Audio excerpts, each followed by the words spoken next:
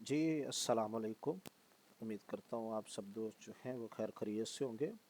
तो बहुत से दोस्तों की फरमाइश भी थी।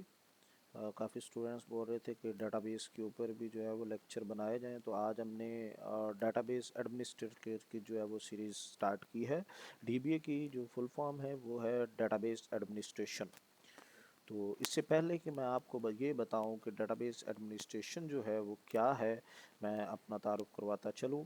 जी, I am professor Ilhan Khalid, और मुझे अल्हम्दुलिल्लाह 8 to 9 ईयर्स मुख्तलिफ़ यूनिवर्सिटीज़ को पढ़ाते हुए हो चुके हैं अल्हम्दुलिल्लाह। तो चलिए हम आगाज़ करते हैं अपने लेक्चर का। इससे पहले कि मैं आपको बताऊं कि डेटाबेस एडमिनिस्ट्रेशन क्या है, मैं ज़रा आप लोगों को रिमाइंडर देता चलूं थोड़ा सा कि डेटाबेस जो है वो क्या चीज़ है। फर्स्ट ऑफ ऑल डेफिनेशन पे फोकस करते हैं कि the database is an organised collection of data. Database क्या चीज़ है? ऑर्गेनाइज कलेक्शन ऑफ डाटा, जो डाटा की कलेक्शन को अंडरस्टैंड करे। ठीक हो गया? ठीक है। और जहाँ पर डाटा आपका पड़ा हो, मिसाल के तौर पर आपका मोबाइल फ़ोन है, तो आपके मोबाइल फ़ोन के अंदर काफ़ी सारी पिक्चर्स पड़ी हुई हैं एक फ़ोल्डर के अंदर, तो वो आपका कलेक्शन ऑफ डाटा हो गया पिक्चर। तो वो जो उस जगह को आप ये कह सकते हैं कि ये डाटाबेस है। आपकी जो गैलरी है वो आपकी डाटाबेस है। आपकी जो कॉन्टैक्ट लिस्ट है वो आपकी डाटाबेस है। यानी कि कहीं भी डाटे की कलेक्शंस आपको मिले तो वो क्या होगी कि आपकी collection of data, it mean that database. अब डाटाबेस हम क्यों बनाते हैं, डेटाबेस की हमें ज़रूरत क्यों पड़ रही है, तो आगे चलिए इस डेफिनेशन को आगे बढ़ता है। कहते हैं that can be easily access. Data वो चीज़ है हम इसलिए करते हैं कि हम इजीली उसको एक्सेस कर सकें। देखिए, अगर मैं पुरानी बात करूं तो पहले लोग जो है वो सारा डाटा मैनुअली मेंटेन करते थे। लाइक रजिस्टर के ऊपर मैनुअल जो है वो मेंटेन कर रहे होते थे। तो जब वो मैनुअल मेंटेन करते थे ना, तो उनको कल को अगर वो डाटा चाहिए होता था तो उनको पहले सारा ढूंढना पड़ता था। ठीक है। तो पहले ढूंढना, फिर उसको अगर कोई तरतीब लगानी है तो वो लगाना, फिर उसमें कोई करेक्शन करनी है।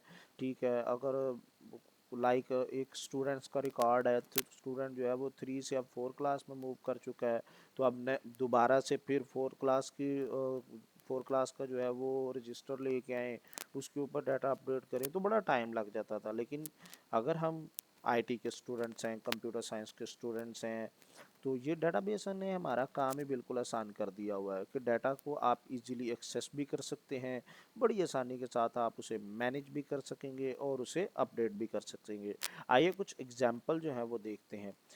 स्टूडेंट का रिकॉर्ड रखना, ये डेटाबेस की एक एग्जांपल है। School management system. इससे पहले कि मैं आपको मज़ीद आगे लेके चलूँ, मैं चाहता हूँ कि मैं आपको थोड़ी सी जो है वो एग्जांपल दिखा दूँ स्कूल मैनेजमेंट सिस्टम के हवाले से। तो आइए देखते हैं ज़रा। तो ये मेरे सामने आप देख रहे हैं, ये एक ना स्कूल मैनेजमेंट सिस्टम की वेबसाइट ओपन है, ये डेटाबेस के साथ कनेक्टेड है। तो मैं यहाँ पे लाइक देखना चाह रहा हूँ, ये एक स्कूल है, उसमें 33 स्टूडेंट्स हैं और 23 फैमिलीज़ हैं। ठीक है, ये आपको नज़र आ रहा है। 33 स्टूडेंट्स हैं। 33 स्टूडेंट्स की मुराद ये है कि मिसाल के तौर पर ये एक स्कूल है, उसके अंदर 32 स्टूडेंट हैं और 23 टोटल फैमिलीज़ हैं जिन्होंने अपने स्कूल में बच्चे एडमिशन करवाए हुए हैं। ठीक है। किसी के 2 हो सकते हैं, किसी के 3 हो सकते हैं।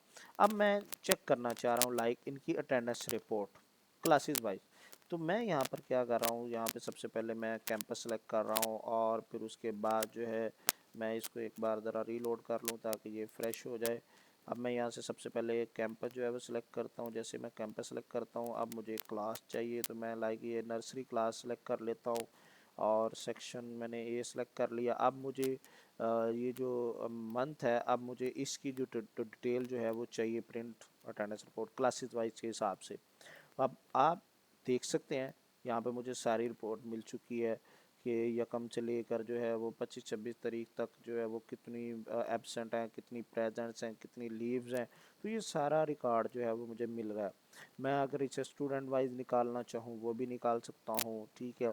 तो इसकी एब्सेंट भी टोटल मुझे मिल गई। ठीक है। इसकी प्रेजेंट भी मुझे मिल गई, लीव भी ऑटोमेटिकली मुझे मिल गई, मुझे कैलकुलेट नहीं करनी पड़ रही। ठीक है। तो इसी तरह डेटाबेस जो है वो इजीली मेंटेन कर देती है हमारी डेटाबेस को। ये सॉफ्टवेयर हैं, ये हमारे मैनेजमेंट को आसान बना सकते हैं। और ये आसानी किस वजह से अवेलेबल है? डेटाबेस की वजह से। इसी तरह लास्ट ये यहाँ पर एक और एग्जांपल नज़र आ रही है, बैंकिंग सिस्टम। आप लोगों के जैज़ कैश, इजी पैसा, ये सारे बैंकिंग सिस्टम है। पहले क्या होता था कि हमने चेक जो है वो लेके तो पहले बैंक में जाना है, वहाँ पे टोकन लेना है, तो फिर टोकन लेने के बाद जो है आप लोगों को लाइन में लगना पड़ता है, अपनी बारी का इंतज़ार करना पड़ता है, फिर नंबर आता है, फिर हम चेक जमा करवाते हैं। बाय चांस गलती भी हो जाती है, चेक के साइन नहीं मैच हो रहे, सो डिफरेंट प्रॉब्लम जो है ना वो आ जाती हैं। लेकिन अब क्या है कि अगर आपका किसी भी बैंक में अकाउंट है तो आपको मोबाइल ऐप मिल चुकी है, ठीक है। वो मोबाइल ऐप जो है वो डेटाबेस के साथ कनेक्टेड है।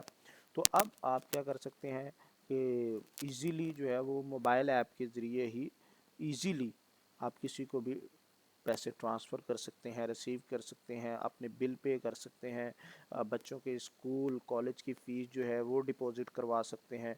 यानी कि ये सारा बैंकिंग सिस्टम है। और ये किसकी वजह से पॉसिबल है? डेटाबेस की वजह से। अगर डेटाबेस ना हो तो इसकी पॉसिबिलिटी जो है वो बिल्कुल नहीं है, ठीक है। उसके बाद चलिए हम आगे बढ़ते हैं।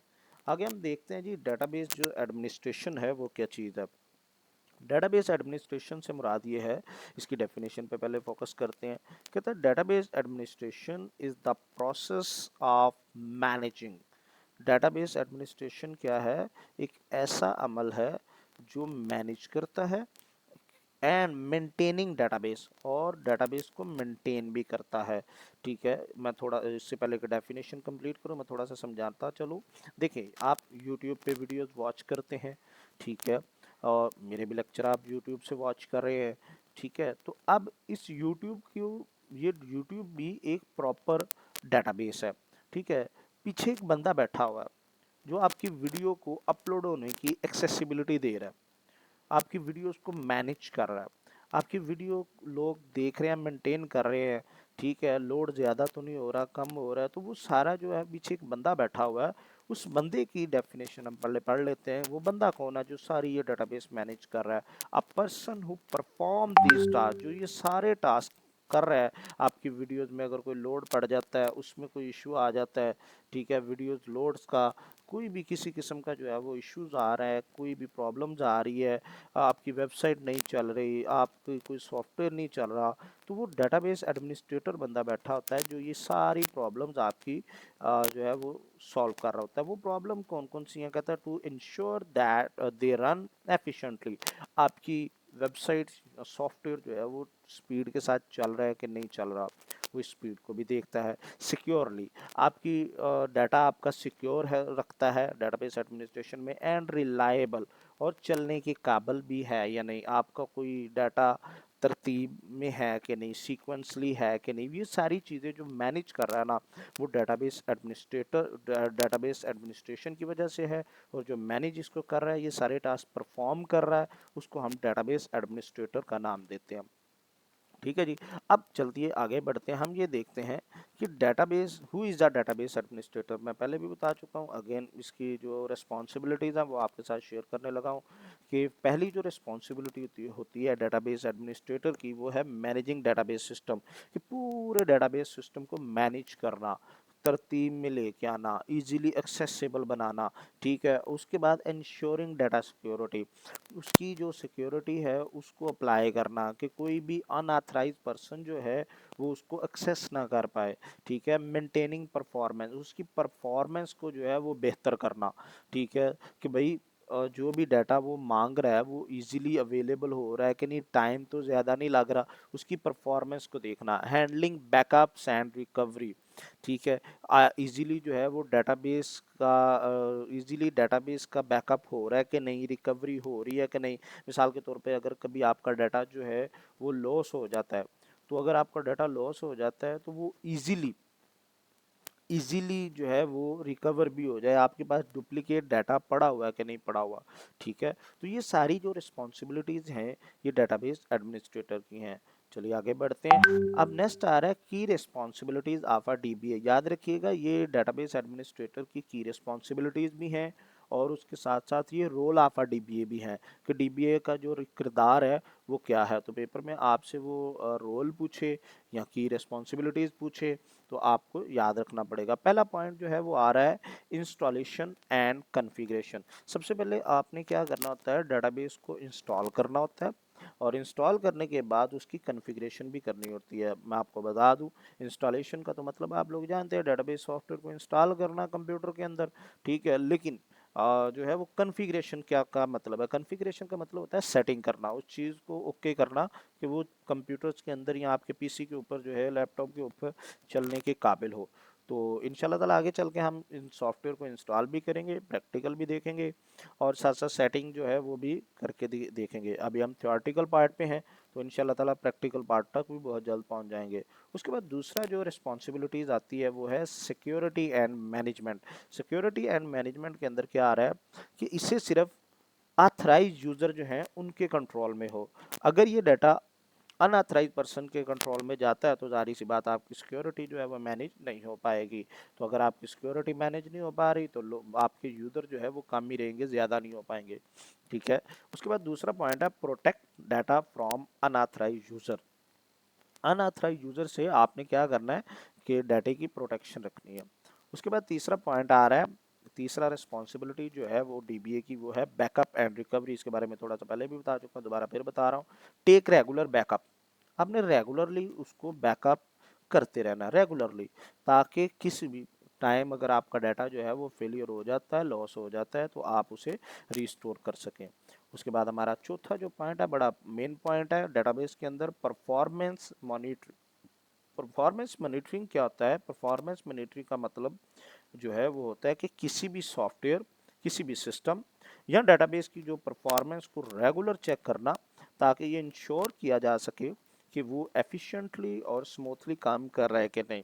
यानी कि आपको मैं थोड़ा सा बताता चलूँ, डेटाबेस की जो क्यूरीज हैं वो फास्ट और सही से रन हो रही हैं या नहीं, सीपीयू सर्वर रिसोर्सेज का सही इस्तेमाल हो रहा है या ओवरलोडिंग हो रही है, ठीक है। अगर कोई स्लो क्यूरीज है उसको आइडेंटिफाई करना कि कहाँ से स्लो है, सिस्टम की अप टाइम और रिस्पांस टाइम को ट्रैक करना कि किस अपलोडिंग टाइम और डाउन टाइम जो है वो क्या मामला है। एग्जाम्पल, अगर आप के स्कूल की डेटाबेस में स्टूडेंट रिकॉर्ड सर्च करते वक्त बहुत टाइम लग रहा है, तो परफॉर्मेंस मॉनिटरिंग से पता चलेगा कि प्रॉब्लम सर्वर में है या क्यूरी में। तो ये सारी चीज़ें हमें देखनी पड़ती हैं। उसके बाद लास्ट पॉइंट हमारा आ रहा है डाटा इंटीग्रिटी। डाटा इंटीग्रिटी का मतलब है कि डाटा की जो एक्यूरेसी है, डाटा की कंसिस्टेंसी है और रिलायबिलिटी को मेंटेन करना, तीन चीज़ों को मेंटेन करना। मैं दोबारा फिर रिपीट कर रहा हूँ, एक्यूरेसी, कंसिस्टेंसी और तीसरी जो चीज़ है वो है रिलायबिलिटी को मेंटेन करना, ताकि डाटा हमेशा करेक्ट रहे, ठीक है। मिसाल के तौर पर एक्यूरेसी का क्या मतलब होता है, एक्यूरेसी का मतलब होता है डाटा का सही होना। जो डाटा स्टोर हो रहा है वो रियल वर्ल्ड या वैल्यू के साथ मैच करे। मिसाल के तौर पर अगर स्टूडेंट का रोल नंबर 101 है तो डेटाबेस में भी 101 ही स्टोर है, यानी कि जो रियल में है वो डेटाबेस के अंदर भी वही चीज़ है। इसको हम कहते हैं एक्यूरेसी। तो आपका डाटा जो है वो एक्यूरेसी भी होनी चाहिए।